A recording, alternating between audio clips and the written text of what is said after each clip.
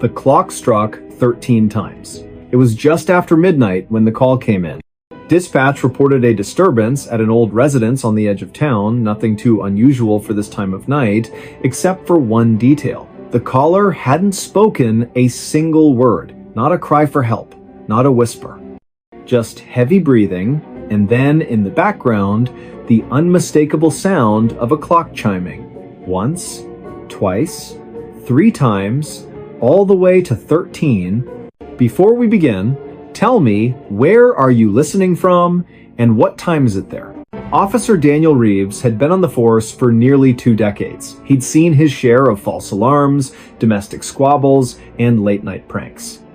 But something about that recording made the hairs on the back of his neck stand up. 13 chimes. No clock he'd ever encountered struck 13. Not in real life. Not unless something was very, very wrong. The house sat at the end of a long, overgrown driveway, shrouded by oaks that hadn't been trimmed in years. Its windows were dark, the paint peeling like dead skin. A rusted mailbox leaned sideways, its letters long faded. No car in the driveway, no lights on inside. Just silence, thick, suffocating silence. Reeves stepped out of his cruiser, hand resting lightly on his belt. The air was colder than it should have been for this time of year. He approached the front porch, boots crunching on brittle leaves. The wooden steps groaned under his weight, each creak echoing like a warning. He knocked. No answer. He tried the doorknob. Unlocked. Inside, the smell hit him, first damp wood, old paper, and something faintly metallic. Like copper. Like blood that had dried days ago. The living room was frozen in time. A threadbare armchair facing a cold fireplace, a coffee table stacked with yellowed newspapers, a rotary phone off the hook, its cord dangling like a severed vein. And then he saw it. In the far corner of the room, standing against the wall like a forgotten heirloom, was an antique grandfather clock, tall, ornate.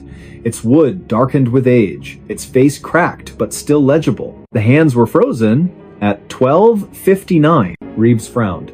If the clock had just chimed 13 times, why weren't the hands moving? He stepped closer. The floorboards didn't creak this time. It was as if the house itself was holding its breath. Then, without warning, the clock began to tick. Not the soft, rhythmic tick of a functioning timepiece. This was erratic, stuttering, like a heartbeat trying to restart after flatlining. Tick, tick, tick, pause, tick. Reeves reached for his radio. Dispatch, this is Unit 7. I'm inside the residence. No sign of the caller, but... The clock struck. 1. He froze. 2. His hand tightened on the radio. 3. The sound wasn't coming from the clock alone. It echoed from the walls, from the ceiling, from somewhere deep beneath the floor. 4. He backed away slowly, eyes locked on the clock face. 5. The minute hand twitched, then jerked forward past 12. To 1. 6. The room temperature dropped, his breath fogged in front of him. 7. A whisper brushed past his ear. Not words, just breath. Cold, wet. 8. He spun around. Nothing there. Just shadows stretching longer than they should. 9. The front door slammed shut behind him. 10. He ran to it, tried the knob. Locked. From the outside. 11. The ticking stopped. 12. Silence. 13. The clock face cracked down the middle. Glass shards fell to the floor like ice.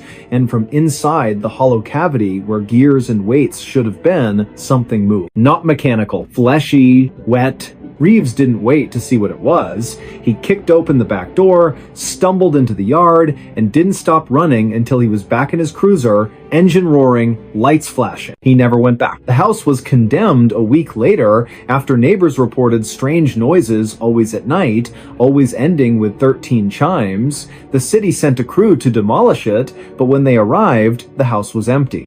Not just abandoned, empty. No furniture, no walls, no floorboards, just a concrete foundation. And in the center of it all, the grandfather clock still ticking. They tried to remove it. Chains snapped, crowbars bent.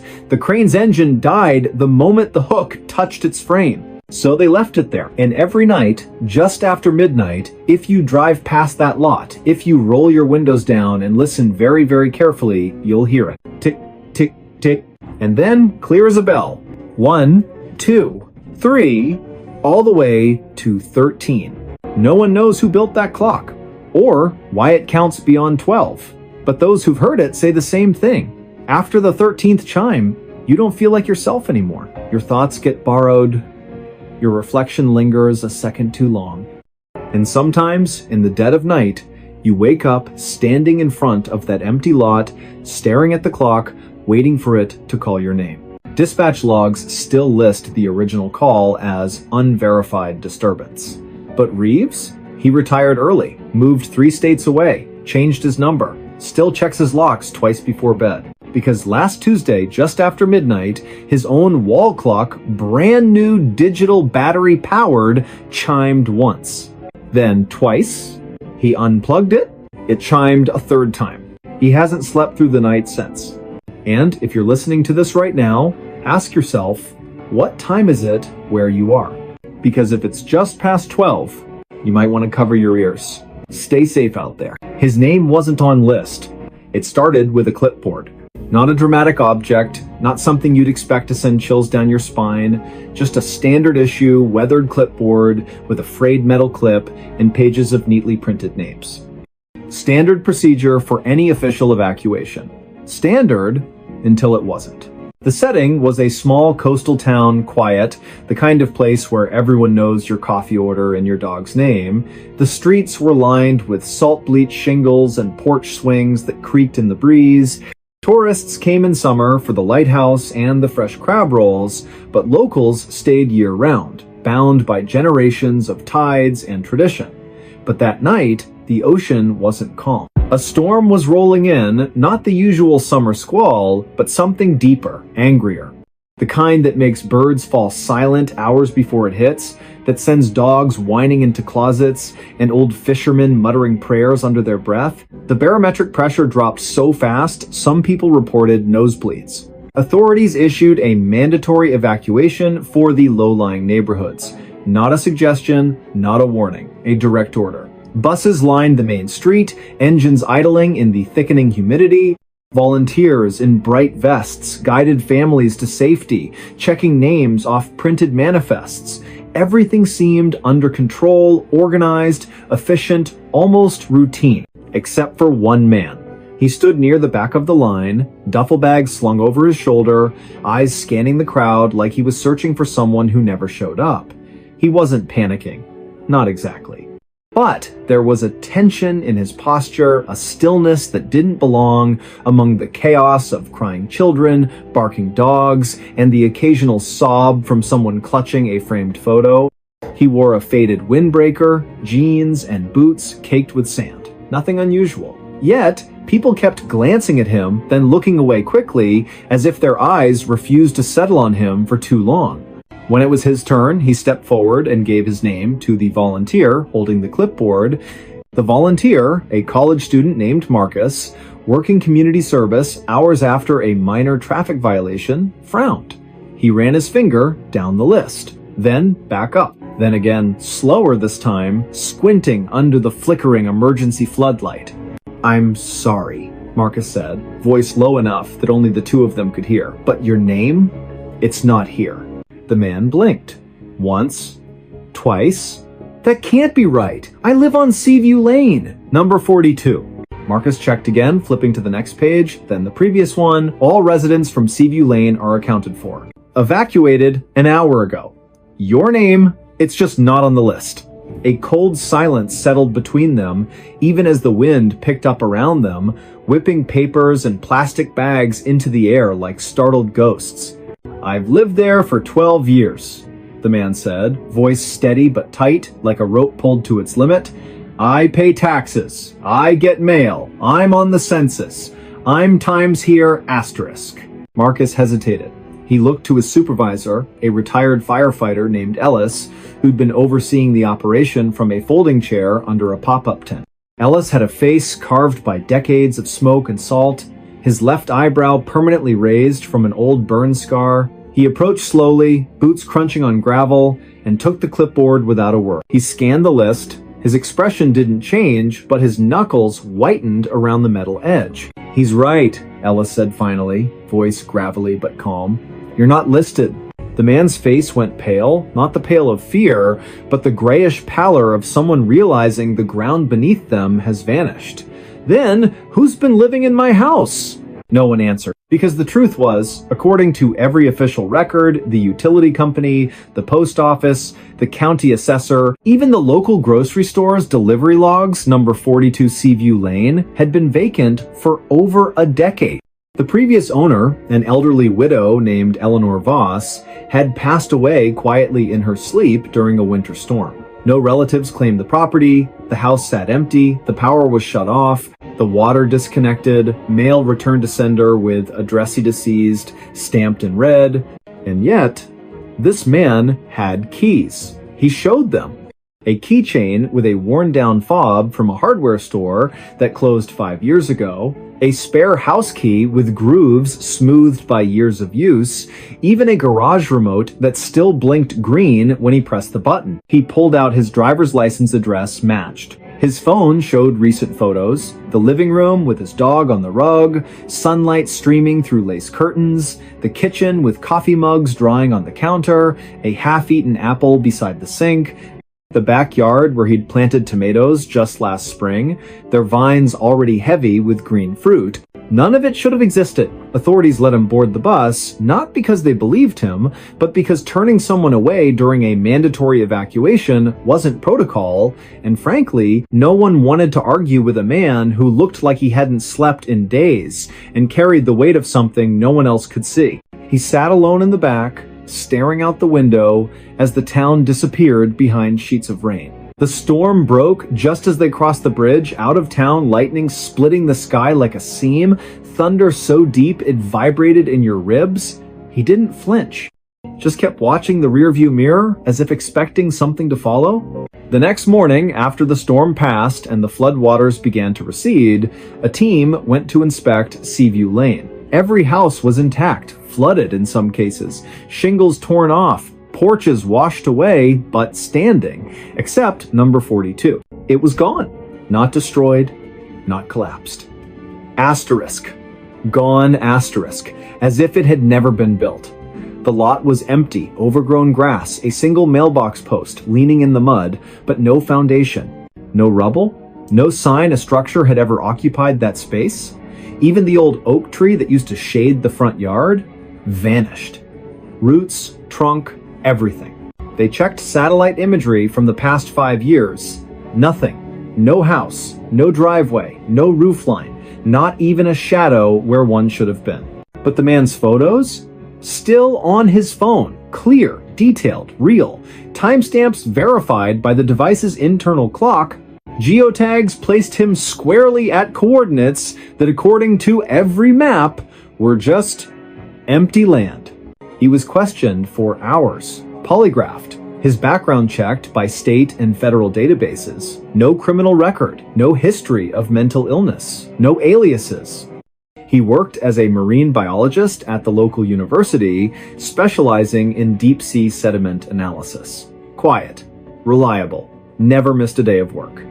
Colleagues vouched for him, described him as the kind of guy who brings soup when you're sick and never mentions it again. His dog, a golden retriever named Finn, was found wandering near the evacuation center, collar still on, leash trailing behind, muddy but unharmed. Finn's microchip registered to the same address. Now, here's where it gets stranger. A week later, a maintenance worker at the county records office was sorting through archived property files, paper backups, the kind no one looks at anymore, when he found something odd. Tucked into a folder labeled Seaview Lane Vacant Properties was a single sheet of paper, a handwritten addendum, dated just 3 days before the storm. It listed a new resident for number 42, name, the man from the bus. Occupation, marine biologist. Emergency contact, none. Signature at the bottom, but not his. The handwriting was identical to Eleanor Voss's, the one who died over 10 years ago. Same looping cursive, same slight tremor in the T-cross. The paper smelled faintly of salt water and lavender, her favorite scent, according to neighbors who remembered her tending roses in a wide-brimmed hat. The clerk showed it to his supervisor. The supervisor called the sheriff. The sheriff called the state archives. No one could explain how it got there. The file had been sealed since the property was declared abandoned. No one had accessed it in years. They tried to track down the man again. He'd vanished, left his hotel room without checking out, left his dog with a neighbor who'd only known him as the quiet guy from Seaview, left his job, his bank accounts untouched, his car parked at the university lot with a half-finished coffee in the cup holder. The only thing missing was the clipboard, or so they thought. Months later, a hiker in the northern woods over 200 miles away reported finding a backpack near an abandoned ranger station. Inside, a waterlogged journal, its pages swollen but legible, a rusted key that didn't match any known lock, and a single page torn from an official evacuation list. One name was circled in shaky handwriting, not his own. Beneath it, scribbled in the margin, asterisk, if your name isn't on the list, you were never supposed to leave. Asterisk.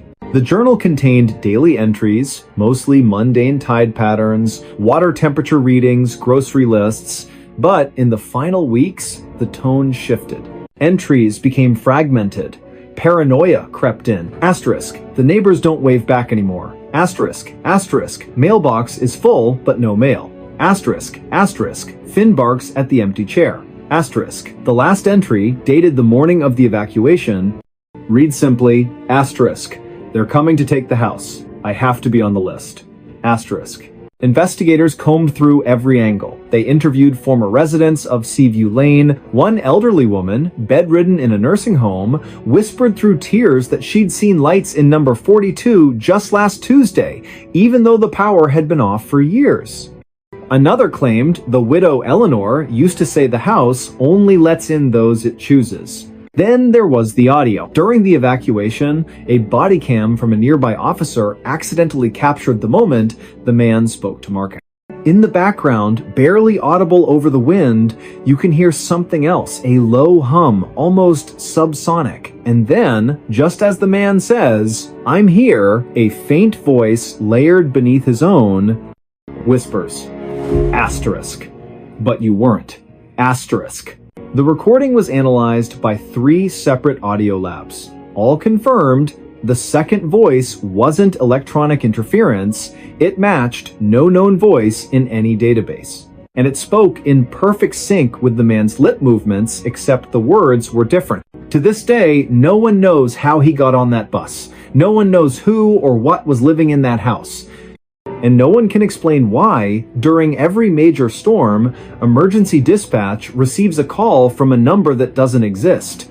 A voice whispering just one sentence before the line goes dead. Asterisk. Check the list again. Asterisk. Some say the house wasn't erased. It just stepped out of time. That it exists in the gaps between breaths, between heartbeats, between the seconds when no one is looking. And the man? Maybe he wasn't the resident. Maybe he was the warning, a glitch in the system, a soul the house let go because it needed room for someone else. Because here's the thing they don't tell you about evacuation lists. They're not just about who's leaving. They're about who's allowed to. And if your name isn't there, maybe you were never really there to begin with. Maybe you were just borrowed. And maybe, somewhere out there, another clipboard is being prepared. Another storm is gathering. And another man is standing in line, heart pounding, hoping his name appears before the clock runs out. Stay safe out there. She woke in wrong house. It began with a headache. Not the sharp, stabbing kind, not the migraine that blinds you. This was deeper, like pressure building behind her eyes, as if her skull were slowly filling with wet sand. She'd gone to bed early, exhausted from a double shift at the hospital, and remembered little after her head hit the pillow. Just the hum of the ceiling fan, the soft weight of her cat curled against her ribs, and then nothing. Until she woke up. Cold linoleum beneath her bare feet, the smell of mildew and old wood, a dim yellowish light filtering through grimy windows she didn't recognize. She sat up slowly, heart hammering, and looked around. This wasn't her apartment. The walls were covered in faded floral wallpaper, peeling at the seams. A threadbare armchair sat in the corner, its stuffing leaking like entrails. On the coffee table, a chipped teacup, cold ash in the tray beside it, and a newspaper dated, but the ink smudged beyond reading. The air was still. Too still. No traffic outside. No distant sirens. No hum of the city she'd lived in for 7 years. She called out, "Hello?" Only silence answered. She checked her phone. Dead. No signal anyway. The charger wasn't hers, thick, old, with a 2-prong plug she hadn't seen since childhood. She tried the light switch, flickered once, then stayed on, casting long shadows that seemed to twitch at the edge of her vision. Panic rose, but she forced it down. She was a nurse, trained for emergencies, assess, adapt, survive. She moved to the front door, locked. Not with a deadbolt, just a simple turn knob lock, the kind you'd find in a house from decades ago. She twisted it, pulled, the door opened, not to a hallway, not to a street, to a forest. Thick, ancient trees pressed close, their branches knotted like arthritic fingers. Fog clung to the ground, swirling gently as if breathing. No path, no road. Just endless woods stretching into gray mist. She slammed the door shut. Back inside, she searched for clues. In the bedroom, a narrow bed with a crocheted blanket, a dresser with a cracked mirror, no photos, no personal items, just a single hairbrush on the nightstand with strands of dark hair that weren't hers. She was a redhead. In the kitchen, the refrigerator hummed weakly. Inside, a carton of milk well past its expiration, a half-eaten loaf of bread moldy at the edges, and a single jar of pickles, her favorite brand. The same one she always bought. That's when the nausea hit. Not from the smell, from the impossibility. How did her favorite pickles end up in a stranger's fridge in a house that shouldn't exist? She tried the back door, also unlocked. Same forest, same fog, same suffocating quiet. She sat on the porch steps, arms wrapped around herself, trying to think, had she sleepwalked, been drugged, kidnapped, and left here as some cruel joke? But why leave the doors unlocked? Why stock the fridge with her food? Then she noticed something. The trees, they weren't moving. No wind, no rustling leaves, not even a bird call. The forest was frozen, like a photograph or a stage set. She stood, turned back to the house, and froze. The front door was closed. She hadn't shut it. Her breath caught. She approached slowly, hand outstretched. The knob was ice cold. She turned it. Inside, everything was the same, except the teacup was gone. In its place sat a fresh one, steam rising. She didn't touch it. She backed away, heart pounding like a trapped thing. This wasn't right. None of it was right. She needed help. She needed to get out. She walked into the forest. Not because she wanted to, because staying felt worse. The fog swallowed her within minutes. Trees loomed like silent sentinels. The ground was soft, spongy, as if it had never known a footprint before hers. She walked for what felt like hours, though her watch, still on her wrist, showed only 23 minutes had passed. Then she saw it. A house. Identical to the one she'd just left. Same peeling wallpaper, same crooked porch, same yellow light in the window. She ran to it, desperate. Maybe someone was inside. Maybe this was the real world. She burst through the door. The armchair was empty. The teacup sat on the table cold again. And on the floor, near the bed, lay her hospital ID badge. The one she'd worn to work the night before. Her name, her photo, her fingerprint smudge on the corner. She picked it up, hands shaking. Then she heard it. A soft creak from the hallway. Footsteps. Slow, deliberate, coming closer.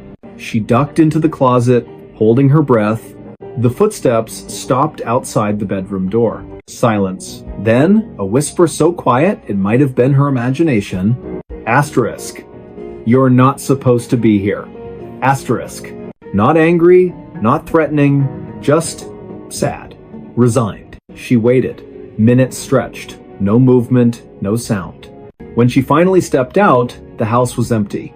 But the back door was open. She ran. through the forest, past the second house, past a third she hadn't seen before. Each one identical, each one lit from within, each one with a steaming teacup on the table if she dared look inside. She didn't. She ran until her lungs burned and her legs gave out. When she woke again, she was in her own bed. Sunlight streamed through familiar blinds. Her cat purred on the pillow beside her. Her phone buzzed on the nightstand, missed calls from work, a text from her sister asking if she was okay. She laughed. A shaky, relieved sound. It was a dream, a stress-induced nightmare. That was all. She got up, showered, dressed, made coffee, checked the fridge pickles in the door, just where she left them. Everything was normal until she opened the closet. On the floor, tucked behind her winter boots, was a single teacup. Chipped, cold, stained with old lipstick. Not hers. She dropped it. It shattered. And that's when she noticed the smell. Faint at first, then stronger. Mildew. Old wood. Forest damp. It was coming from her sheets. From her hair. From inside her lungs. She called in sick, spent the day cleaning, washing everything, scrubbing the floors, throwing out the cup shards. But that night, as she lay in bed, she heard it. A soft creak from the hallway. Footsteps. Slow, deliberate, coming closer. She didn't move, didn't breathe. The doorknob turned, the door opened just enough to let in a sliver of darkness, and from the hallway, the same whisper. Asterisk, you left the door unlocked.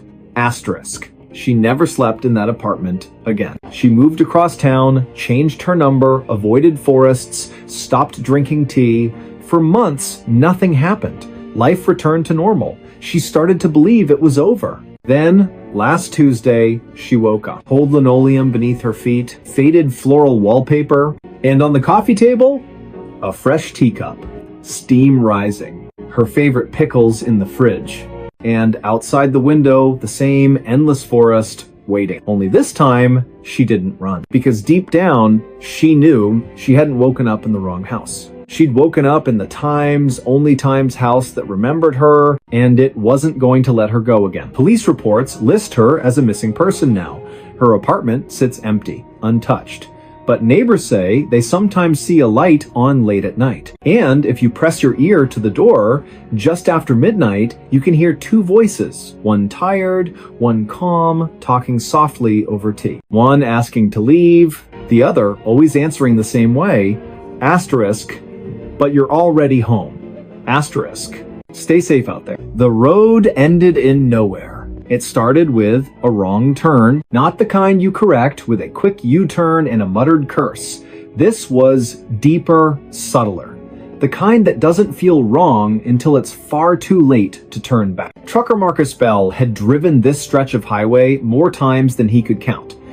Route 87, cutting through the high desert plateau, was his regular run between the distribution hub and the regional warehouse near the state line. Flat, empty, predictable, just the way he liked it.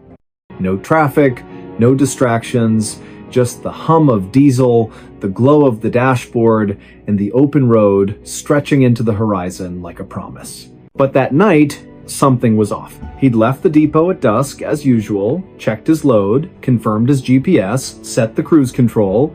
The first 2 hours passed without incident, radio playing low, coffee in the thermos, stars beginning to prick through the violet sky. Then, around mile marker 214, his GPS flickered. Just once. A brief stutter, the screen went black for half a second, then rebooted. When it came back, the route had changed. Not by much, just a slight reroute cutting through County Road K19 instead of staying on the main highway. Faster route, the voice said, calm and synthetic. Estimated time saved? 11 minutes. Marcus frowned. He knew K19. It was a gravel service road, barely maintained, used mostly by ranchers and survey crews, not rated for 18-wheelers. But the GPS insisted, and honestly, he was tired. 11 minutes sounded good. He took the turn. At first, it seemed fine. Gravel crunched under his tires, fence posts lined the road, spaced evenly, bleached white by the Sunday the moon was full, casting long silver shadows across the sagebrush. He rolled down his window, let the cool desert air rush in. Then the fence posts stopped. Not gradually, not fading into the distance. They just ended. One post, then nothing. As if someone had drawn a line in the sand and said, "This far and no further." He slowed. The road kept going, still gravel, still straight, but the landscape changed. The sagebrush thinned. The ground grew smoother, almost paved, though it was still dirt. No tire tracks, no footprints. Nothing had passed this way in a long, long time. His radio crackled static, then silence. He tried switching stations. Nothing but white noise. He checked his phone. No signal, not even the faintest bar. He kept driving. What else could he do? Turn around on a narrow road in the dark? Risk getting stuck? He'd push forward, find the next junction, loop back. But the road didn't bend, didn't curve, didn't intersect with anything. Mile after mile, the same flat expanse stretched in every direction.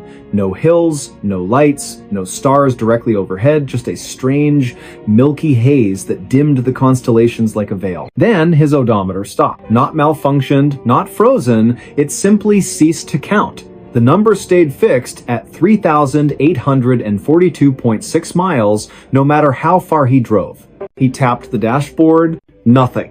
His watch, too, had stopped.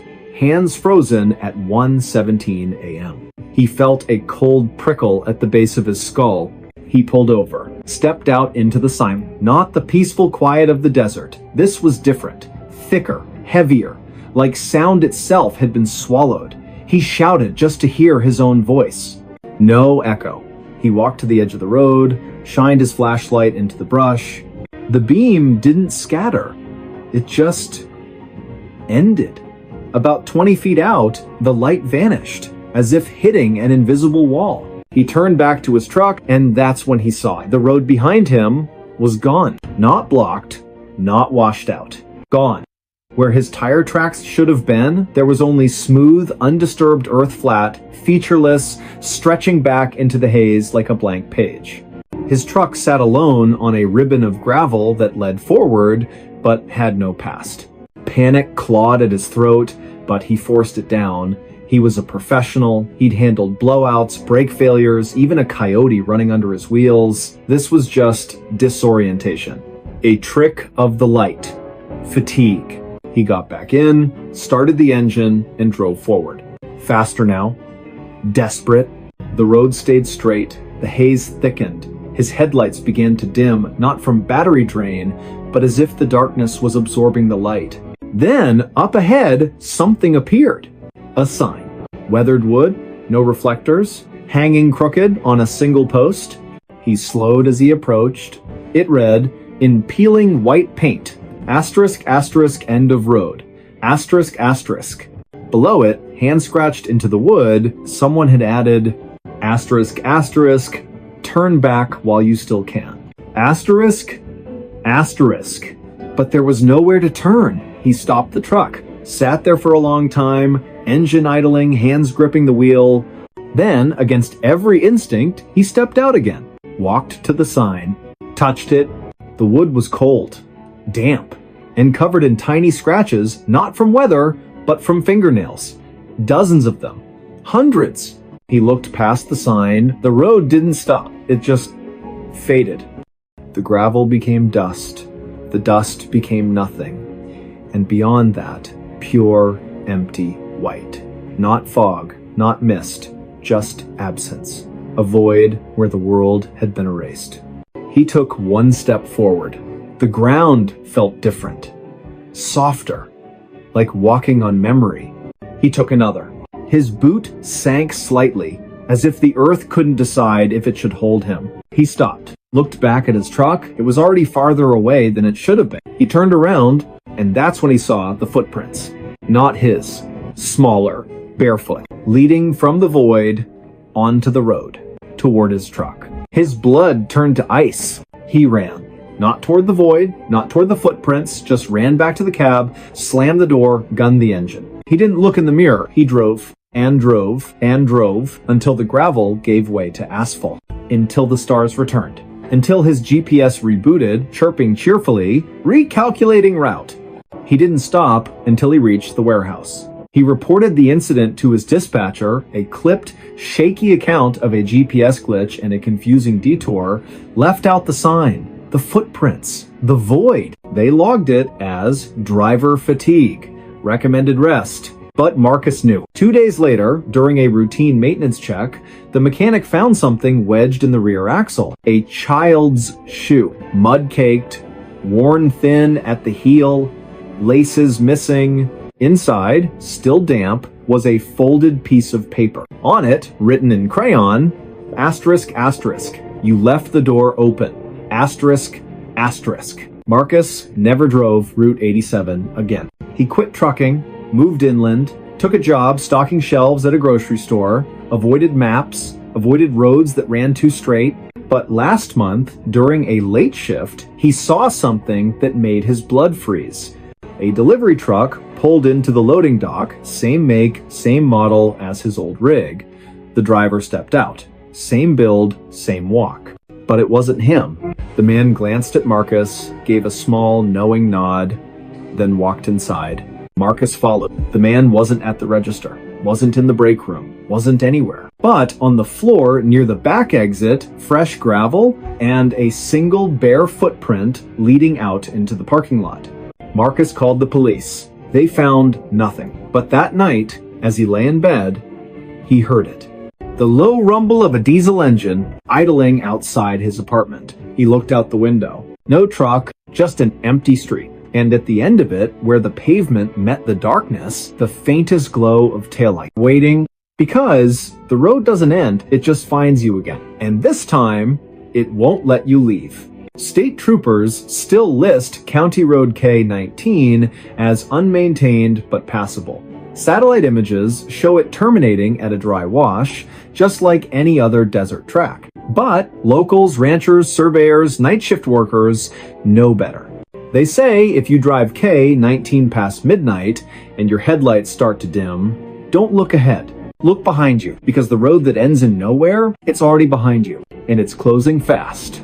Stay safe out there. Voices came from empty chair. It began with a chair, not an antique, not a cursed heirloom, just an ordinary wooden dining chair, 4 legs, straight back, slightly wobbly on the left rear leg.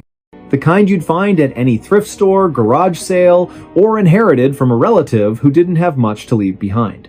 It sat in the corner of a modest living room in a rented bungalow on the outskirts of a town so small it didn't even have a stoplight. The house had been vacant for months before the new tenant moved in. He needed somewhere quiet, somewhere cheap, somewhere no one would ask questions. His name was Elias Reed, late 30s, quiet. Worked overnight security at a data storage facility 20 miles away. Preferred silence to small talk.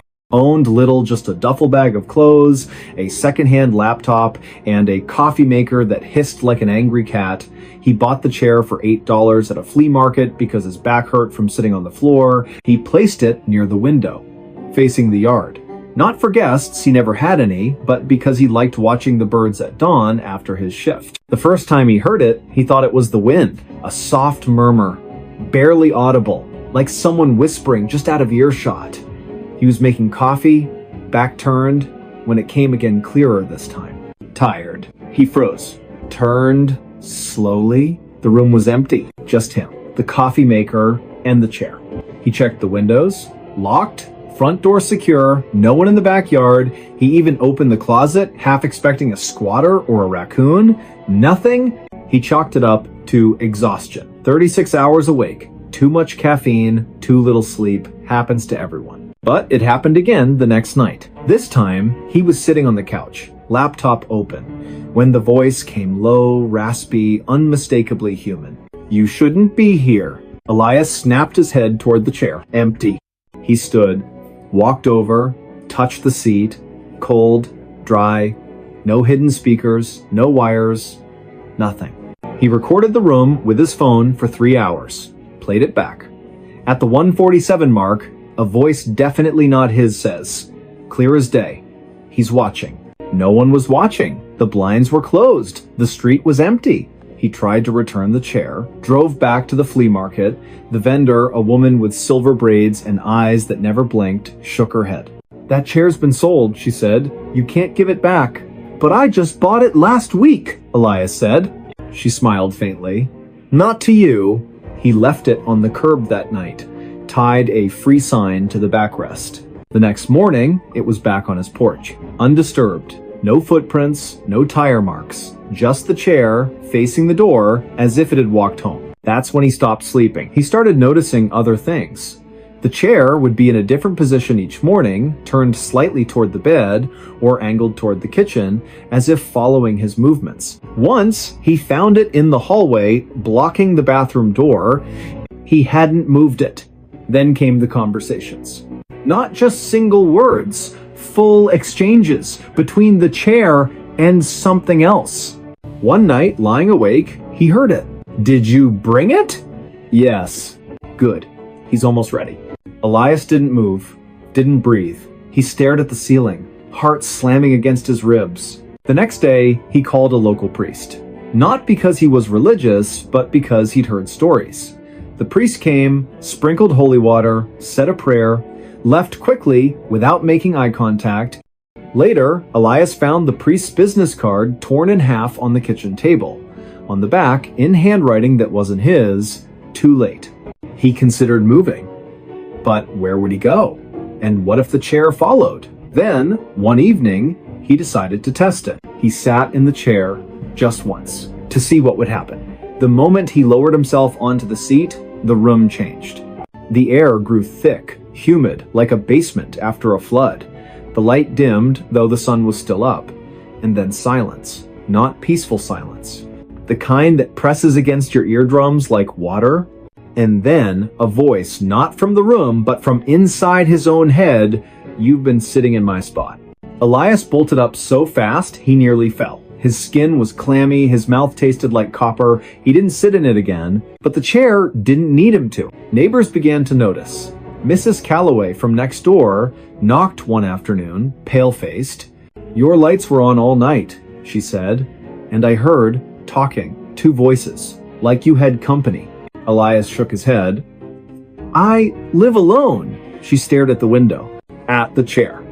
"Then who were you talking to?" He had no answer. The final incident happened on a Tuesday. Elias came home from work, exhausted, to find the front door unlocked. He always locked it. Always. He stepped inside, hand on his flashlight like a weapon. The chair was in the center of the room, facing the door, and on the seat, his security badge. The one he'd worn to work that night, the one he'd left clipped to his belt. He hadn't been home all day. He picked it up. The plastic was warm. Then the voice came, not a whisper, not a murmur, but a full sentence, spoken with calm certainty. "You don't need to go back." Elias backed out of the house, didn't pack, didn't call anyone, just got in his car and drove until the gas ran low. He never returned. The landlord found the house empty a week later. No note, no forwarding address, just the chair, still in the living room, and a single coffee cup on the table, half full, cold, but not stale, as if it had been poured that morning. The landlord threw the chair away, hauled it to the dump himself, but 2 days later, it was back on the porch. He burned it, built a small fire in the backyard, doused it in lighter fluid, watched the wood blacken and curl. The flames hissed, the legs cracked. For a moment, he thought he heard a sigh, but it might have been the wind. He buried the ashes. A month passed, no incidents. He rented the house to a young couple. They moved in on a Saturday. By Sunday night, they were gone. Left everything, clothes, dishes, even their cat. The only thing missing, the dining set they'd brought with them.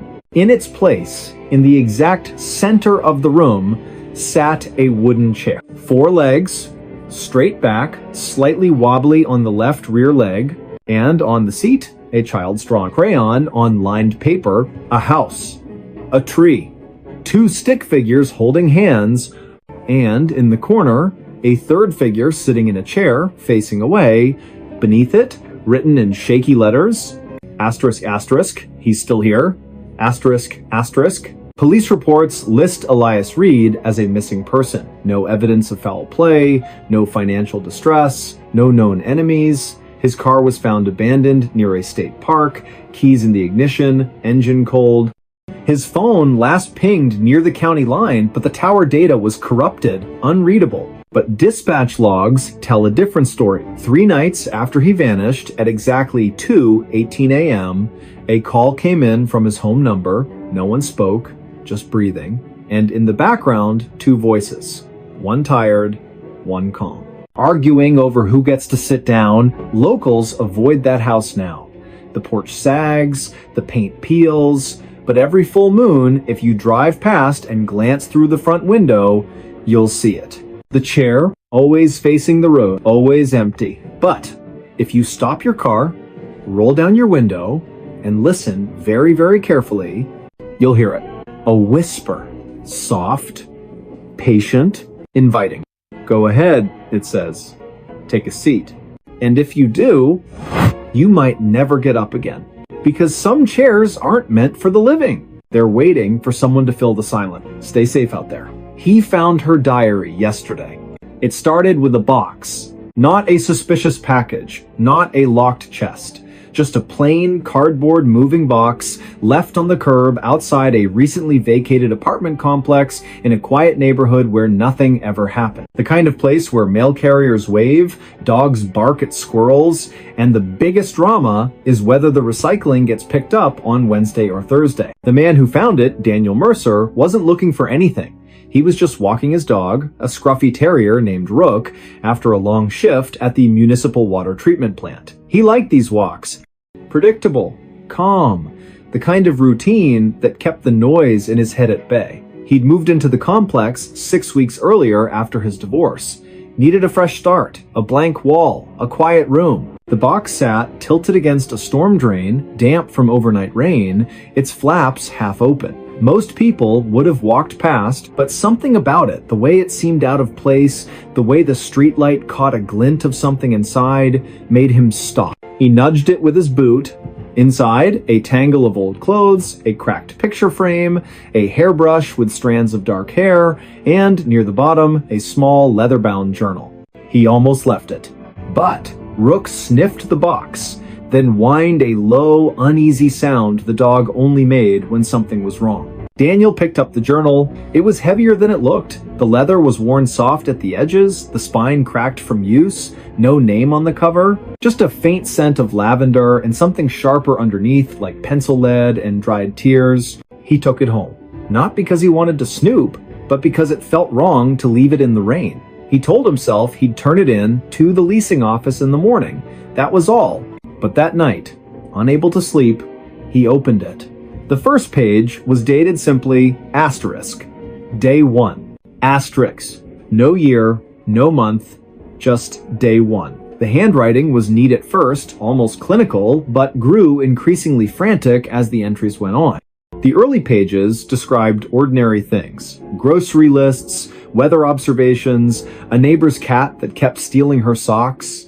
But then, around day 23, the tone shifted. Asterisk. He's watching me again. Not from the street, from inside the walls. I hear him breathing when the house is quiet. I check the vents. Nothing. But I know he's there. Asterisk. Daniel frowned. Probably just someone's private thoughts. Maybe the previous tenant had mental health struggles. He should stop reading. But he didn't. Asterisk. Day 31. I stopped locking the doors. It doesn't matter. He doesn't use doors. He just appears. Last night, I woke up and he was standing at the foot of my bed. Didn't say anything, just stared. When I turned on the light, he was gone. But the floorboards were wet. Asterisk. Daniel set the journal down. His palms were sweating. He glanced at his own bedroom door, slightly ajar. He got up, closed it, locked it. Ridiculous, he told himself. But the unease lingered. He kept reading. Asterisk, day 44, I found footprints in the hallway this morning. Bare feet. Too large to be mine. They started at the bathroom and ended in the middle of the living room. Like he walked out of the shower and vanished. Asterisk, asterisk. Day 52, I stopped answering the phone. It rings. Once. Always once. Then stops. Caller ID says unknown. But when I pick up, I hear my own voice whispering things I never said. Asterisk. Asterisk, day 60, I know what he wants. He doesn't want me dead. He wants me to see him, to acknowledge him, But if I do, I'll never be alone again. Asterisk. Daniel's hands were shaking now. He flipped to the last entry. It was written in jagged, hurried strokes, ink smeared as if written with a trembling hand or in the dark. Asterisk. He's here, right now. I can feel him behind me. I won't turn around. If I turn around, he wins. But I have to write this down so someone knows. My name is Asterisk. The sentence ended mid-word. The rest of the page was blank. Daniel closed the journal slowly. His apartment felt colder than usual. The hum of the refrigerator sounded louder. Too loud, like it was covering something up. He stood, walked to the window, peered out. The street was empty. Streetlights cast long, still shadows. Nothing moved. He went to bed. But he left the light on. The next morning, he called the leasing office, asked if they knew who'd lived in Unit 3B, the apartment directly above his. The manager checked the records. No one's lived in 3B for over a year, she said. Plumbing issues, water damage. It's been sealed off. Daniel frowned. Then who left the box on the curb? Silence on the line. I don't know, she finally said. But no one's been in or out of that unit. The door's padlocked from the outside.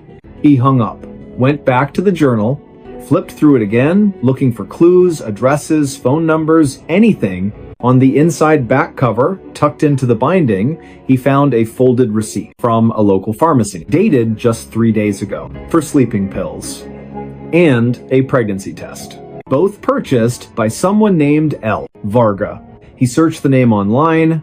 Nothing, no social media, no public records. But he did find something else, a missing persons report filed 6 weeks earlier, a woman named Lena Varga.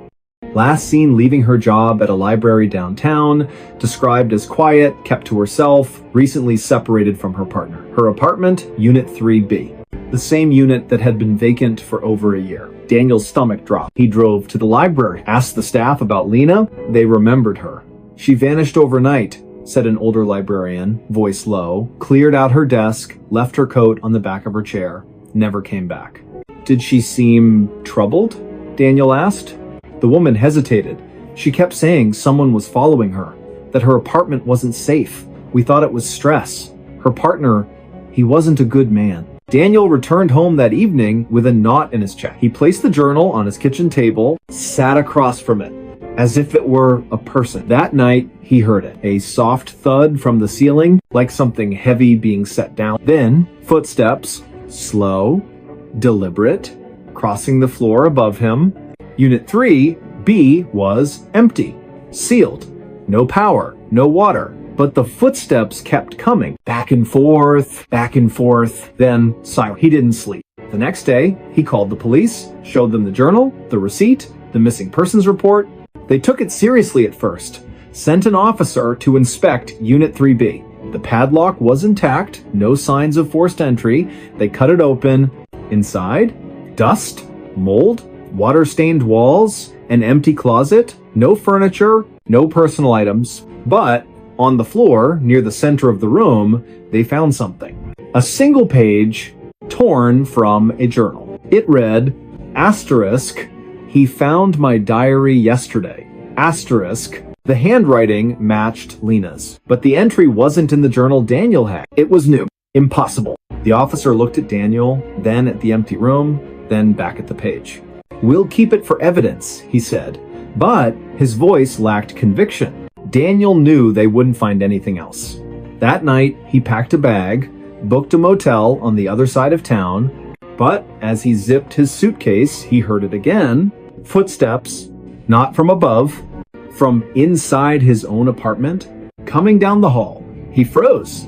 The doorknob to his bedroom turned. Slowly. He backed into the corner, heart pounding. The door opened. No one there. Just the journal lying on his bed. Open to a new page, one he hadn't seen before. In fresh ink, still slightly damp, it read, asterisk. Now he knows my name. Asterisk. Daniel ran, left everything behind. He didn't stop until he crossed the state line, changed his number, shaved his beard, took a job under a different name at a remote gas station, avoided cities, avoided apartments, slept with the lights on. For months, nothing happened. He started to believe it was over. Then, last week, a package arrived at his P.O. box. no return address. Inside, a new journal, identical to the first. The first page read, asterisk, day 1, asterisk, and beneath it, in handwriting that was starting to look familiar, asterisk, he's watching me again, asterisk. Police have no record of Lena Varga's body ever being found. Her case remains open, though interest has faded. The apartment complex sealed Unit 3B permanently, boarded the windows, posted condemned signs, but maintenance workers say that on quiet nights, if you stand in the courtyard and look up at the third floor window, you'll see a light flicker on. And if you listen closely, you'll hear 2 voices, one whispering, one writing. Because some stories don't end when the diary closes. They just wait for someone new to open it. And once you do, you become part of the pages. Stay safe out there. The dog wouldn't stop barking. It started with a dog, not a stray, not a neighborhood nuisance. A German Shepherd named Coda, 8 years old, retired canine from the county sheriff's department, adopted by a quiet man named Raylan Briggs after a career-ending injury during a suspect pursuit. Raylan lived alone in a single-story ranch house at the edge of a pine forest, 20 miles from the nearest town. He liked the silence, needed it, after years as a combat medic overseas. Coda was his shadow, loyal, calm, trained to detect threats before they happened, which is why, when Coda started barking at nothing, Raylan knew something was wrong. It began on a Tuesday night, just after midnight. Raylan was reading in his armchair, lamp casting a warm pool of light, rain tapping softly on the roof. Coda lay at his feet, ears perked but relaxed, until suddenly he bolted upright, hackles raised, and let out a deep, guttural bark toward the back door. Raylan set his book down. "Easy, boy," he said. Coda didn't stop. He barked again and again. Not the alert bark he used for raccoons or delivery trucks. This was different, urgent, almost desperate, like he was trying to warn someone who wasn't listening. Raylan checked the backyard through the glass door. Nothing. Just the rain, the swaying pines, the dark. He opened the door. "Go on," he said. "Do your business." Coda didn't move. He stood rigid, eyes locked on the tree line, lips curled back in a silent snarl. Raylan stepped outside, flashlight in hand. The beam cut through the downpour, sweeping across the wet grass, the woodpile, the old shed. No movement, no eyes reflecting in the dark, no scent of another animal. He called Coda. The dog backed away from the door, still growling low in his throat, and refused to go back inside until Raylan physically guided him. That night, Coda didn't sleep. He paced the house, front window, back door, hallway, living room, stopping every few minutes to stare at a wall or a corner, ears twitching as if tracking something invisible. Raylan checked every lock, every window, even the attic hatch, all secure. The next night, it happened again. Same time, same intensity, but this time Coda barked toward the hallway closet. Not the front yard, not the woods. The closet, Raylan opened it. Coats, boots, a broken vacuum, nothing out of place. Coda lunged forward, barking so hard his whole body shook until Raylan pulled him back. By the third night, Raylan hadn't slept in 72 hours. Neighbors started complaining. One left a note on his door, asterisk, "Your dog's been howling all night. Please control him." Asterisk. But Coda wasn't howling. He was barking. At specific thing. At 12:07 a.m., the hallway mirror. At 12:19 a.m., the basement stairs. At 12:33 a.m., the empty armchair. Each time, Raylan would investigate. Each time, nothing. Then, on the fourth night, Coda did something new. He stopped barking, stood in the center of the living room, stared at the ceiling, and whined. A soft, broken sound Raylan had never heard before, not in war zones, not during thunderstorms, not even when Coda got shot. Raylan followed his gaze. The ceiling was plain white drywall, no stains, no cracks. But as he watched, a single drop of water fell. Clink. On the coffee table, he frowned. It hadn't rained in 2 days. He climbed into the attic. Dust, insulation, old boxes.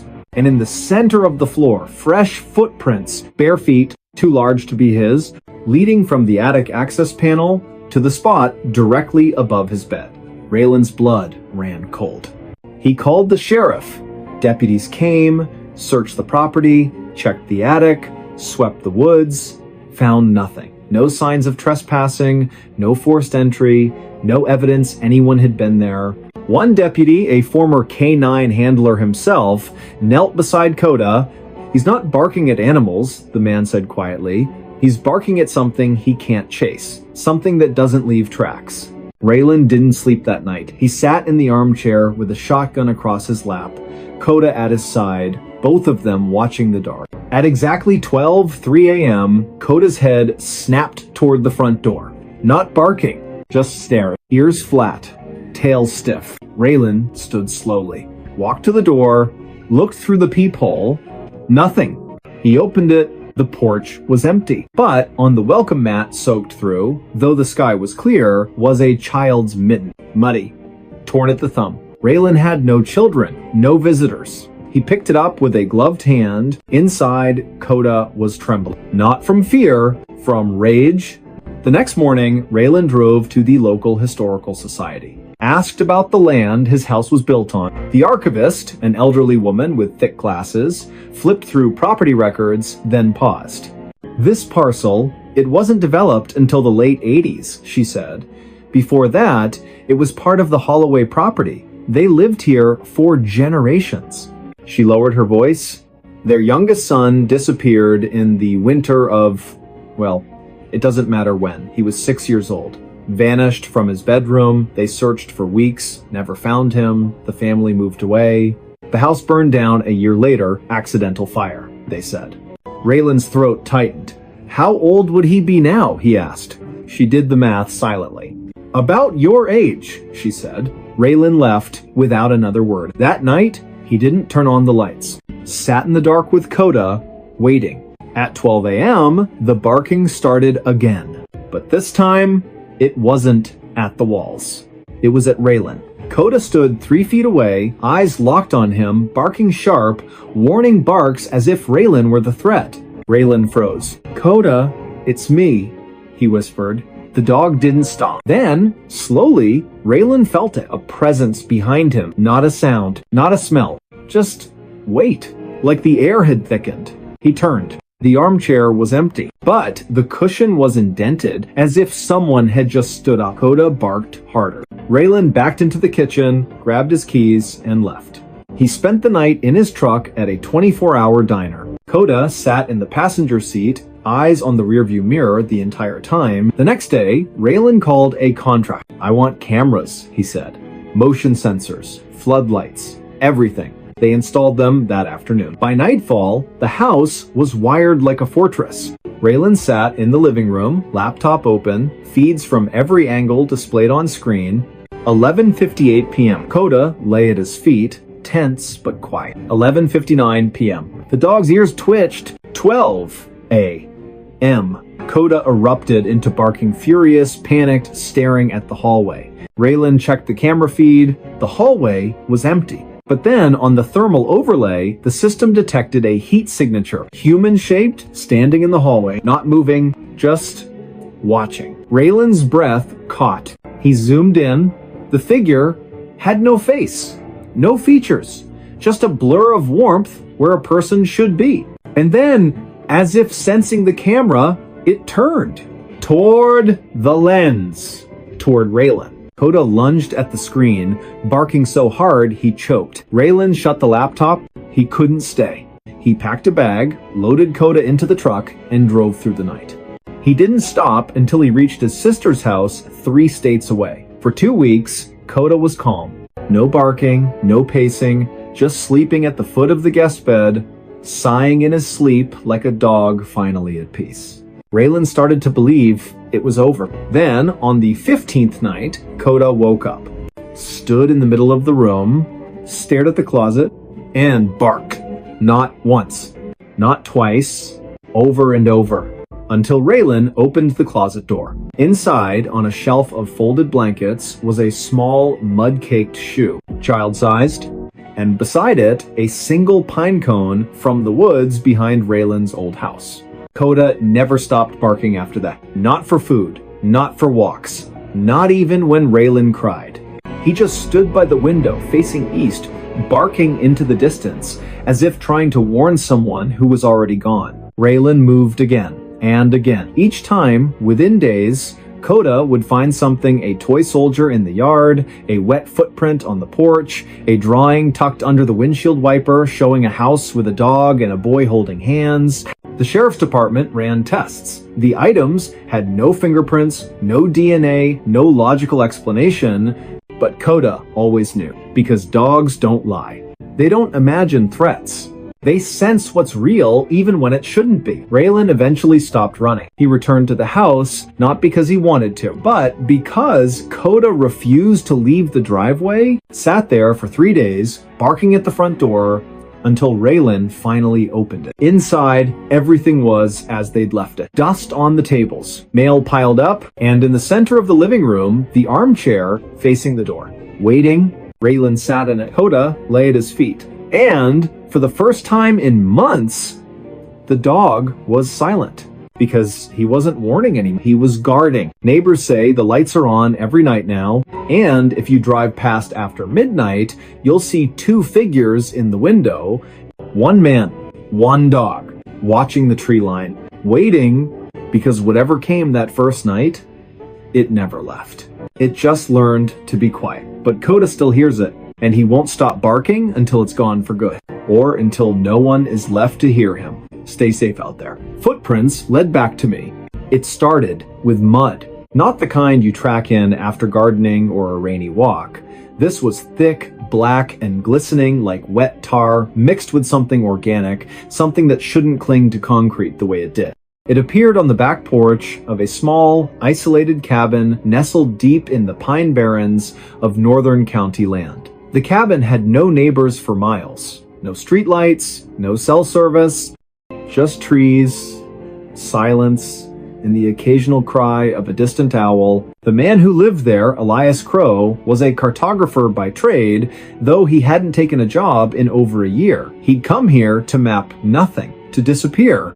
After the accident, the one that wasn't his fault but haunted him like a debt he could never repay, he needed a place where no one knew his name, where the past couldn't find him. He kept to himself, bought supplies once a week in town, paid in cash, spoke only when spoken to. The locals called him the quiet one. They didn't pry. That's how things worked out here. But on a cold, damp morning just after dawn, he stepped outside to fetch firewood and saw them. Footprints leading from the tree line straight to his back door.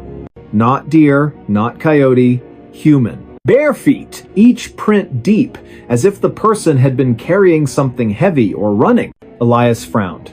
He checked the locks. All secure, nothing missing, no signs of forced entry. He swept the prints away with a broom, told himself it was a lost hiker, a trespasser, someone who got turned around in the fog. But that night, he heard it.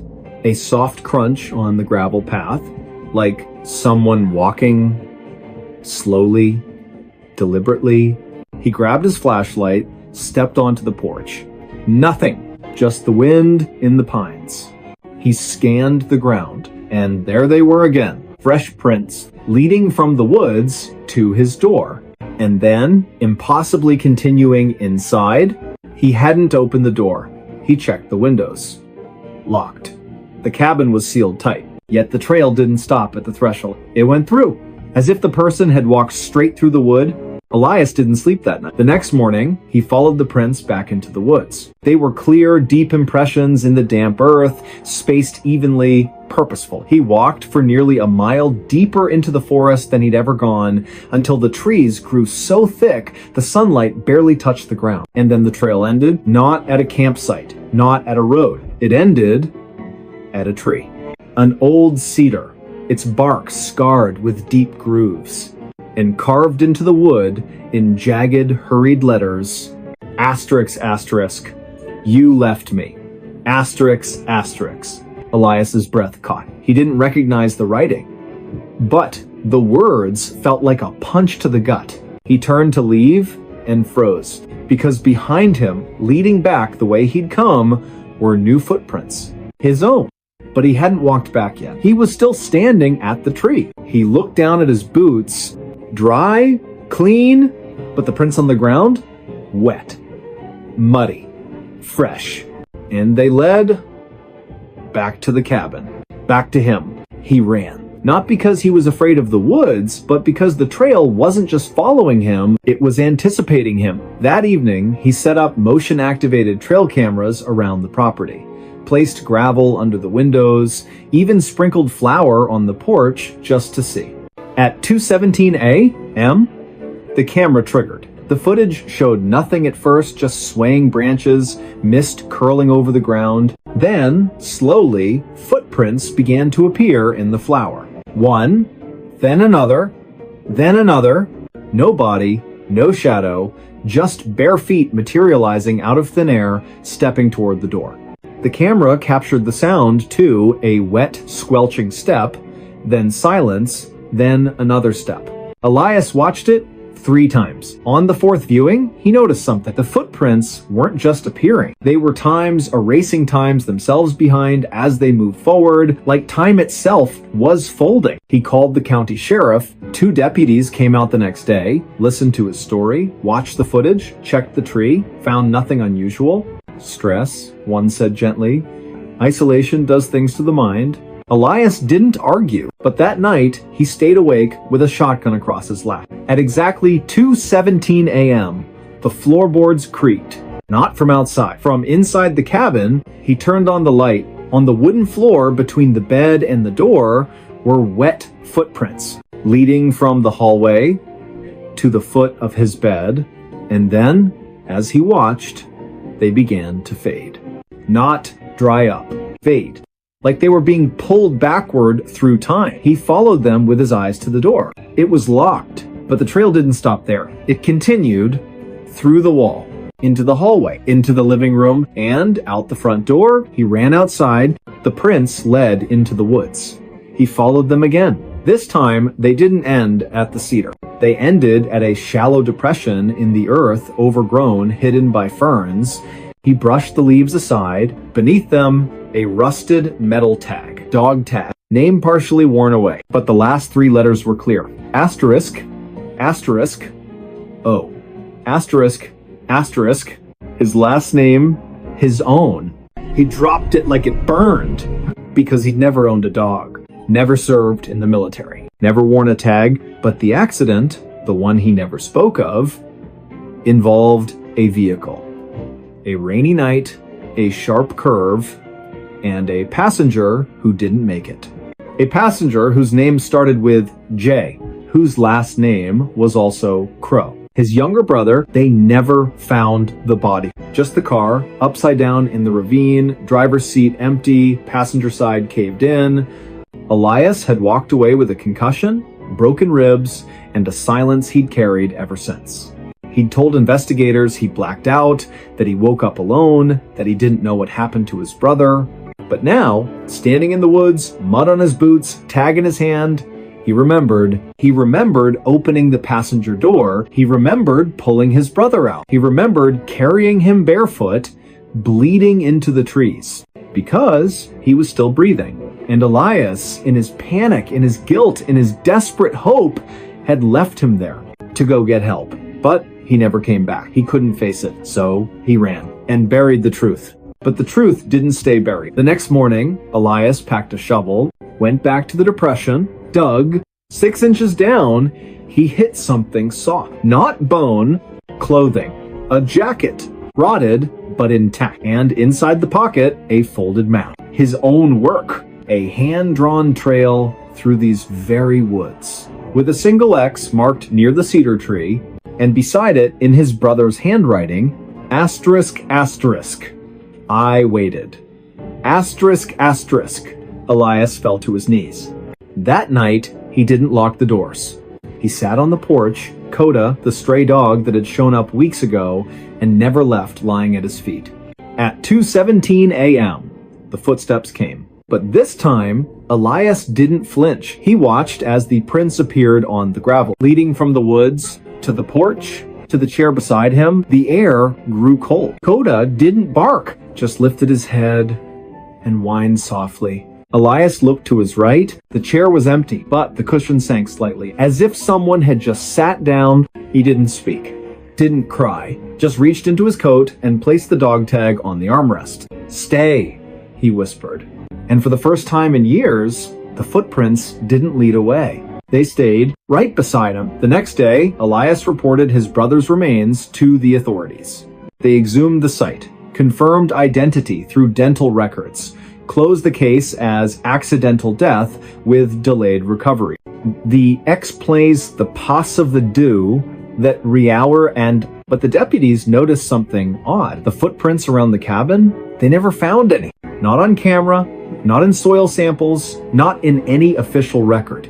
Yet Elias's boots were always muddy, and every morning, without fail, a fresh set of bare footprints led from the tree line to the porch and stopped at the empty chair. Neighbors say Elias still lives in the cabin. He's quieter than ever. But if you pass by at dawn, you'll see two figures on the porch. One man, one shadow, sitting in silence. Because some paths don't lead away from the past. They lead you back to it. And sometimes the footprints aren't chasing you. They're waiting for you to catch up. Stay safe out there. No one entered the room. It started with a locked door. Not a vault, not a high-security chamber, just a standard hotel room, room 314, at a modest roadside inn off Highway 9, the kind of place truckers and traveling salesmen use for a few hours of sleep between shifts.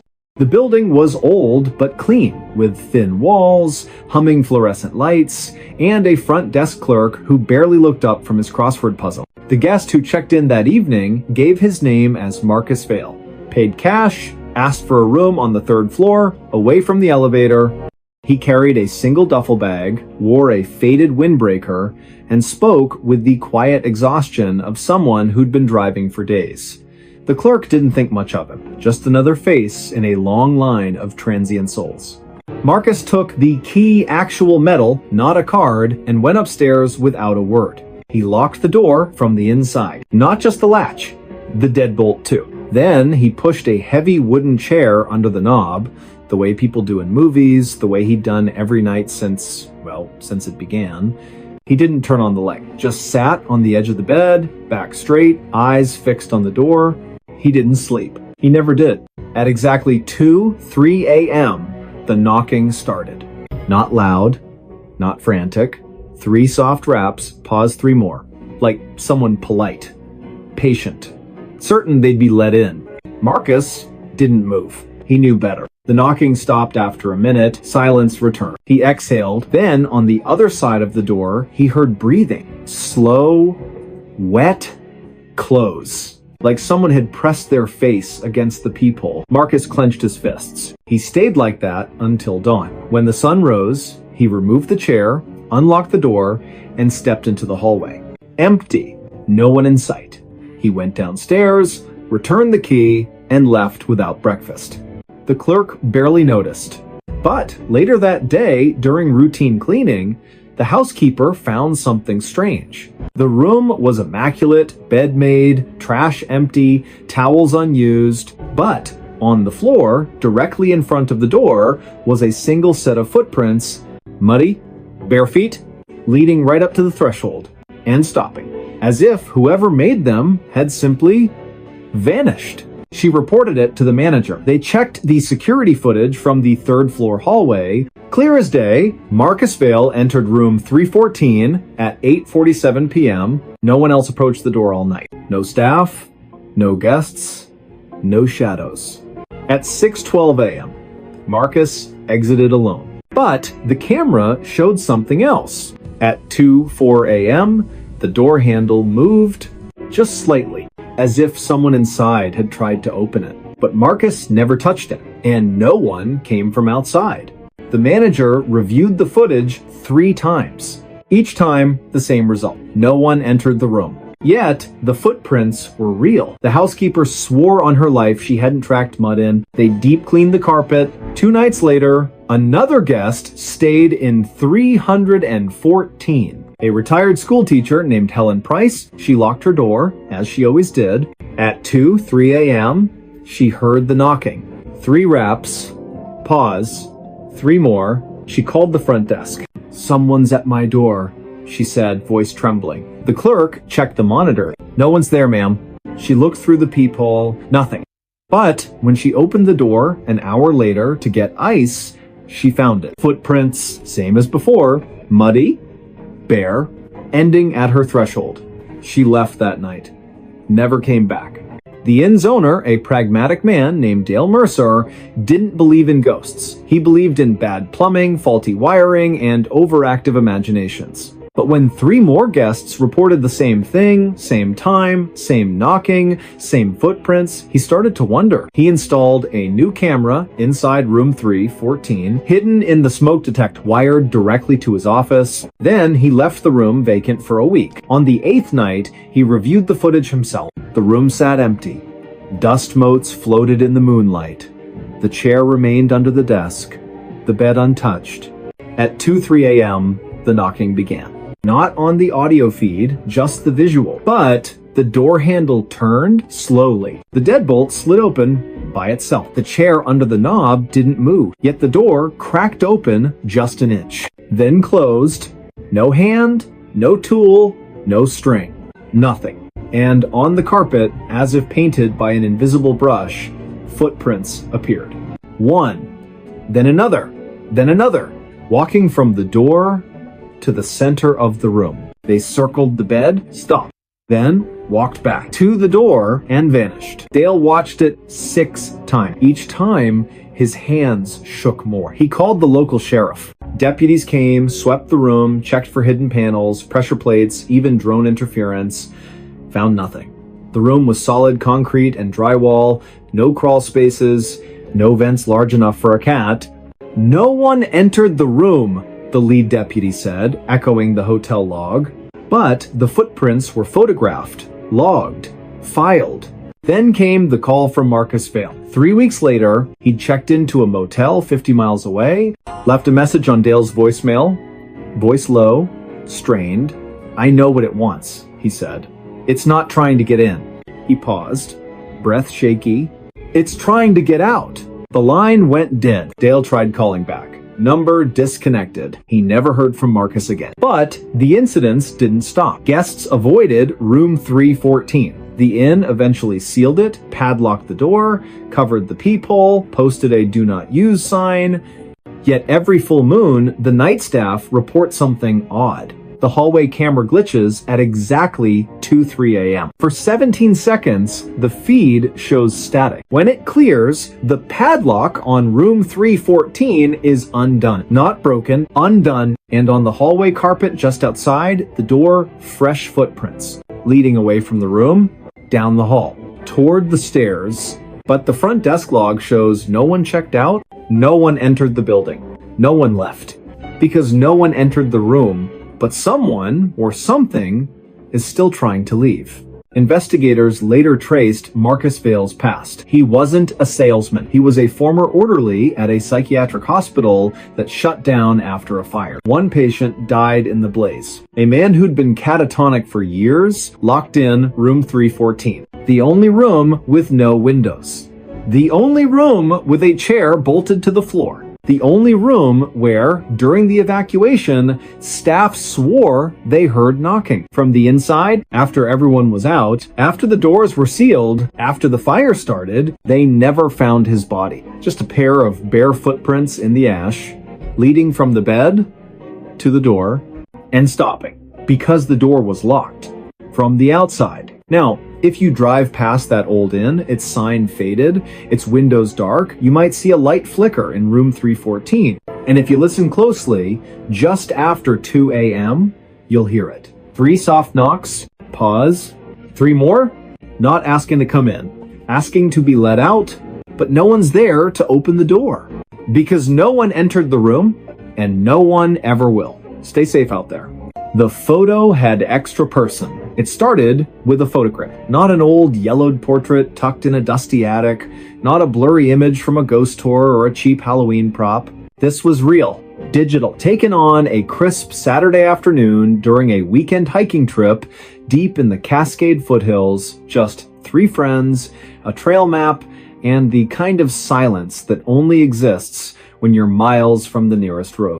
No cell service, no agenda, just boots on dirt, the smell of pine resin in the air, and the kind of easy laughter that only comes when you've known someone since you were kids. Lena Chen had planned the trip. She'd needed it. Work had been relentless, endless Zoom calls, deadlines that bled into weekends, a life measured in notifications and unread emails.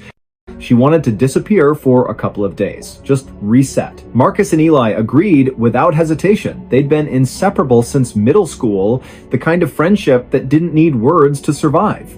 They met at the trailhead just after sunrise, thermoses full, packs strapped tight, and vanished into the trees. The hike was uneventful. A few wrong turns, a shared bag of trail mix, Marcus nearly twisting his ankle on a root, but nothing out of the ordinary. By early afternoon, they reached a rocky overlook, the kind of spot that makes you stop and just breathe. The valley stretched below them, mist curling through the trees like smoke, sunlight breaking through the canopy in golden shafts. Lena pulled out her phone. "Come on, you two smile for once," she called, balancing on a flat stone. Marcus groaned, but turned, throwing an arm around Eli's shoulders. Eli rolled his eyes, but grinned anyway. They struck their usual pose, the one they'd done since high school graduation, since road trips and late-night diner runs and hospital waiting rooms. Lena snapped the photo. One shot. Perfect lighting. No need for a second. That night, back at the rented cabin, wood stove crackling, rain tapping the roof, Lena uploaded the day's photos to her laptop while the guys played cards at the kitchen table. She scrolled through them absently, Marcus tripping, Eli mimicking a squirrel, a blurry shot of a hawk overhead. Then she reached the group photo. She froze. Her finger hovered over the track. Behind them, in the shadowed tree line, just to the left of Eli's shoulder, stood a fourth figure. Tall, thin, dressed in dark, nondescript clothing that seemed to absorb the light rather than reflect it, not blurred, not a trick of motion, fully in focus, as if they'd been standing there, posing. Lena's stomach dropped. She zoomed in. The figure's hands hung at their sides. Head tilted slightly, not looking at the camera, looking at times her asterisk. "Guys," she said, voice low. They looked up. She turned the screen. Marcus leaned in. "What the hell?" Eli squinted. "Is that a hiker?" "No one was on that trail," Lena said. "We didn't see a single person all day." They checked the metadata, timestamp 2:14 p.m.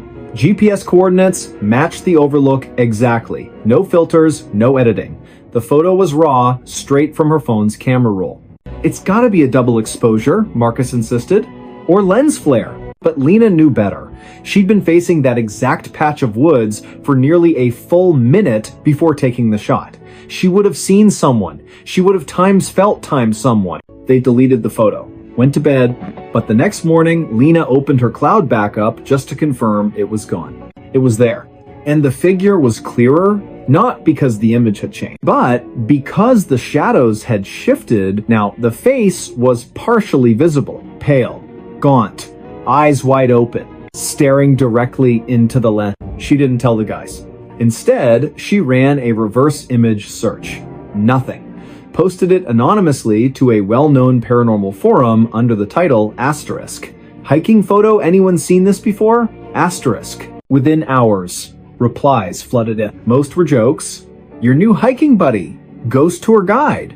That's just Dave. He's always photobombing." But one message stood out. Sent from an account with no profile, no history, no IP trace. It read, asterisk. "That's not a person. That's a placeholder, and it's still looking for you. Asterisk." Lena deleted the post, blocked the account, told herself it was nonsense. That night, she woke to a sound. A soft tap on her bedroom window. She lived on the second floor of a quiet apartment complex. No trees nearby, no fire escape. She pulled back the curtain. Nothing. But on the glass, fogged slightly from the cool night air, was a handprint. Small, delicate, not hers. And below it, written in the condensation, asterisk, Asterisk. I was in the photo too. Asterisk. She packed a bag before dawn, stayed with a cousin across town, changed her number, avoided mirrors, avoided group photos, avoided forests. For 3 weeks, nothing happened. Then, during a team lunch at work, someone took a picture of the office crew outside the building, just a casual shot for the company newsletter. Lena wasn't in it. She'd stepped away to take a call. But when the photo was shared in the group chat, she opened it out of habit. And there she was, standing in the back row, smiling, but she hadn't been there. And behind her, just past her shoulder, the same figure, closer this time, one step nearer. She quit her job that afternoon, bought a one-way bus ticket, took only her passport, a change of clothes, and a disposable phone. But at the station, while waiting, she glanced at a digital ad screen showing local news, a still image flashed footage from a traffic camera downtown. And in the crowd near the crosswalk, her walking alone. But she was sitting on a bench 50 miles away, and behind her, in the reflection of a store window, the figure watching.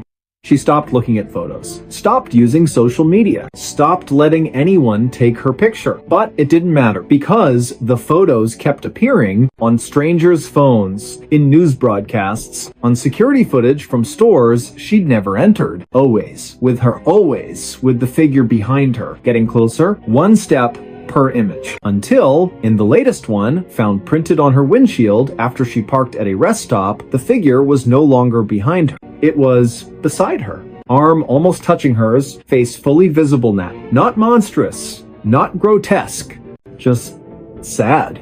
Eyes hollow, mouth slightly open, as if trying to speak. And in its hand, a crumpled photograph, the original hiking shot, with a red circle around Lena, and beneath it, scrawled in pencil, asterisk, asterisk, why did you leave me out? Asterisk, asterisk. Police reports list Lena Chen as a missing person. Her apartment was found empty, laptop still on, browser open to a deleted cloud folder. No signs of struggle, no financial activity.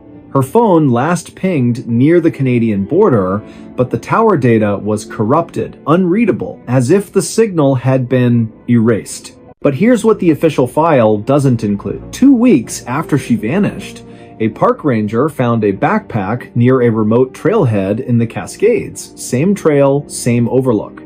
Inside, a half-empty water bottle, a journal with the last entry dated the day of the hike, and a single printed photo.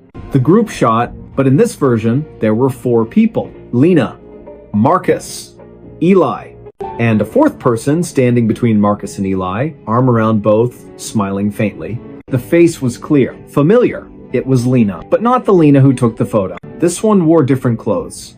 Older, tired, eyes full of something like relief. On the back of the photo, in handwriting that matched Lena's but wasn't quite hers, slightly more angular, more deliberate, it read, asterisk, asterisk. Now I'm in it. Asterisk, asterisk. Marcus and Eli refused to speak about it. They deleted all their social media accounts, changed numbers, moved to different states. Marcus works nights at a warehouse now. Eli teaches high school in a town so small it doesn't have a stoplight. But sometimes, late at night, if you scroll through old geotagged photos near that trailhead, uploaded by tourists, hikers, drone enthusiasts, you'll find one that doesn't belong. It shows 2 men sitting on a rock, staring into the distance. And between them, a space, empty. But the grass beneath it is flat, as if someone had just stood up and walked away. Because some photos don't capture moment, they correct them. They fill the gaps. And if you're ever in a group picture and feel a chill run down your spine and sense someone standing just outside the frame, don't look. Because once you see them, they'll make sure you're never left out again. And maybe, just maybe, you were never supposed to be in the photo at all. Maybe you were the one who didn't belong. And the figure? It's not haunting you, it's replacing you, one step at a time, one photo at a time, until the world forgets you were ever missing. Because in the final picture, you'll be right where you've always been, smiling with them. Stay safe out there.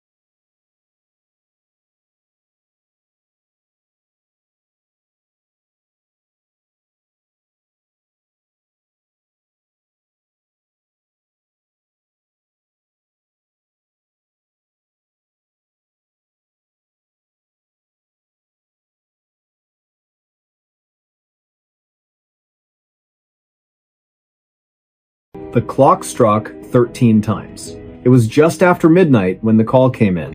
Dispatch reported a disturbance at an old residence on the edge of town, nothing too unusual for this time of night, except for one detail. The caller hadn't spoken a single word, not a cry for help, not a whisper. Just heavy breathing, and then in the background, the unmistakable sound of a clock chiming. Once, twice, 3 times, all the way to 13. Before we begin, tell me, where are you listening from, and what time is it there? Officer Daniel Reeves had been on the force for nearly 2 decades. He'd seen his share of false alarms, domestic squabbles, and late-night pranks. But something about that recording made the hairs on the back of his neck stand up. 13 chimes. No clock he'd ever encountered struck 13. Not in real life. Not unless something was very, very wrong. The house sat at the end of a long, overgrown driveway, shrouded by oaks that hadn't been trimmed in years. Its windows were dark, the paint peeling like dead skin. A rusted mailbox leaned sideways, its letters long faded. No car in the driveway, no lights on inside, just silence, thick, suffocating silence. Reeves stepped out of his cruiser, hand resting lightly on his belt. The air was colder than it should have been for this time of year. He approached the front porch, boots crunching on brittle leaves. The wooden steps groaned under his weight, each creak echoing like a warning. He knocked. No answer. He tried the doorknob. Unlocked. Inside, the smell hit him, first damp wood, old paper, and something faintly metallic. Like copper. Like blood that had dried days ago. The living room was frozen in time. A threadbare armchair facing a cold fireplace, a coffee table stacked with yellowed newspapers, a rotary phone off the hook, its cord dangling like a severed vein. And then he saw it. In the far corner of the room, standing against the wall like a forgotten heirloom, was an antique grandfather clock, tall, ornate. Its wood darkened with age, its face cracked but still legible. The hands were frozen at 12:59. Reeves frowned. If the clock had just chimed 13 times, why weren't the hands moving? He stepped closer. The floorboards didn't creak this time. It was as if the house itself was holding its breath. Then, without warning, the clock began to tick. Not the soft, rhythmic tick of a functioning timepiece.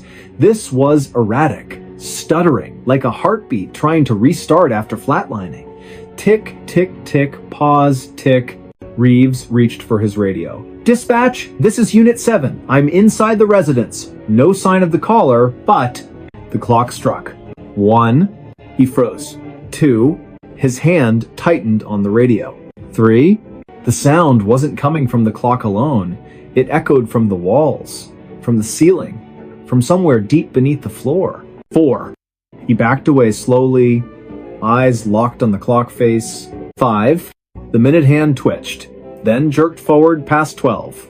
To 1. 6. The room temperature dropped, his breath fogged in front of him. 7. A whisper brushed past his ear. Not words, just breath. Cold, wet. 8. He spun around. Nothing there. Just shadows stretching longer than they should. 9. The front door slammed shut behind him. 10. He ran to it. Tried the knob. Locked. From the outside. 11. The ticking stopped. 12. Silence. 13. The clock face cracked down the middle. Glass shards fell to the floor like ice. And from inside the hollow cavity where gears and weights should have been, something moved. Not mechanical. Fleshy. Wet. Reeves didn't wait to see what it was. He kicked open the back door, stumbled into the yard, and didn't stop running until he was back in his cruiser, engine roaring, lights flashing. He never went back. The house was condemned a week later after neighbors reported strange noises always at night, always ending with 13 chimes. The city sent a crew to demolish it, but when they arrived, the house was empty. Not just abandoned, empty. No furniture, no walls, no floorboards, just a concrete foundation. And in the center of it all, the grandfather clock still ticking. They tried to remove it. Chains snapped, crowbars bent. The crane's engine died the moment the hook touched its frame. So they left it there. And every night, just after midnight, if you drive past that lot, if you roll your windows down and listen very, very carefully, you'll hear it. Tick, tick, tick. And then, clear as a bell. 1, 2, 3, all the way to 13. No one knows who built that clock, or why it counts beyond 12. But those who've heard it say the same thing. After the 13th chime, you don't feel like yourself anymore. Your thoughts get borrowed. Your reflection lingers a second too long. And sometimes, in the dead of night, you wake up standing in front of that empty lot, staring at the clock, waiting for it to call your name. Dispatch logs still list the original call as unverified disturbance. But Reeves? He retired early, moved 3 states away, changed his number, still checks his locks twice before bed. Because last Tuesday, just after midnight, his own wall clock, brand new digital battery powered, chimed once. Then twice. He unplugged it. It chimed a 3rd time. He hasn't slept through the night since. And if you're listening to this right now, ask yourself, what time is it where you are? Because if it's just past 12, you might want to cover your ears. Stay safe out there. His name wasn't on list. It started with a clipboard. Not a dramatic object, not something you'd expect to send chills down your spine, just a standard issue, weathered clipboard with a frayed metal clip and pages of neatly printed names. Standard procedure for any official evacuation. Standard until it wasn't. The setting was a small coastal town, quiet, the kind of place where everyone knows your coffee order and your dog's name. The streets were lined with salt-bleached shingles and porch swings that creaked in the breeze. Tourists came in summer for the lighthouse and the fresh crab rolls, but locals stayed year-round, bound by generations of tides and tradition. But that night, the ocean wasn't calm. A storm was rolling in, not the usual summer squall, but something deeper, angrier. The kind that makes birds fall silent hours before it hits, that sends dogs whining into closets and old fishermen muttering prayers under their breath. The barometric pressure dropped so fast, some people reported nosebleeds. Authorities issued a mandatory evacuation for the low-lying neighborhoods. Not a suggestion, not a warning, a direct order. Buses lined the main street, engines idling in the thickening humidity. Volunteers in bright vests guided families to safety, checking names off printed manifests. Everything seemed under control, organized, efficient, almost routine, except for one man. He stood near the back of the line, duffel bag slung over his shoulder, eyes scanning the crowd like he was searching for someone who never showed up. He wasn't panicking. Not exactly. But there was a tension in his posture, a stillness that didn't belong among the chaos of crying children, barking dogs, and the occasional sob from someone clutching a framed photo. He wore a faded windbreaker, jeans, and boots caked with sand. Nothing unusual. Yet, people kept glancing at him, then looking away quickly, as if their eyes refused to settle on him for too long. When it was his turn, he stepped forward and gave his name to the volunteer holding the clipboard. The volunteer, a college student named Marcus, working community service hours after a minor traffic violation, frowned. He ran his finger down the list, then back up, then again, slower this time, squinting under the flickering emergency floodlight. "I'm sorry," Marcus said, voice low enough that only the two of them could hear. "But your name? It's not here." The man blinked. Once. Twice. "That can't be right. I live on Seaview Lane, number 42. Marcus checked again, flipping to the next page, then the previous one. All residents from Seaview Lane are accounted for. Evacuated an hour ago. Your name, it's just not on the list. A cold silence settled between them, even as the wind picked up around them, whipping papers and plastic bags into the air like startled ghosts.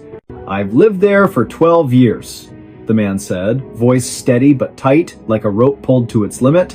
"I pay taxes. I get mail. I'm on the census. I'm times here asterisk." Marcus hesitated. He looked to his supervisor, a retired firefighter named Ellis, who'd been overseeing the operation from a folding chair under a pop-up tent.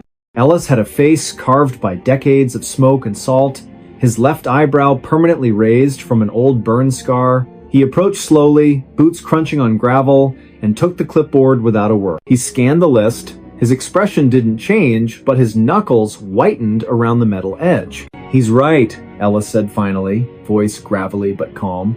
"You're not listed." The man's face went pale, not the pale of fear, but the grayish pallor of someone realizing the ground beneath them has vanished. "Then, who's been living in my house?"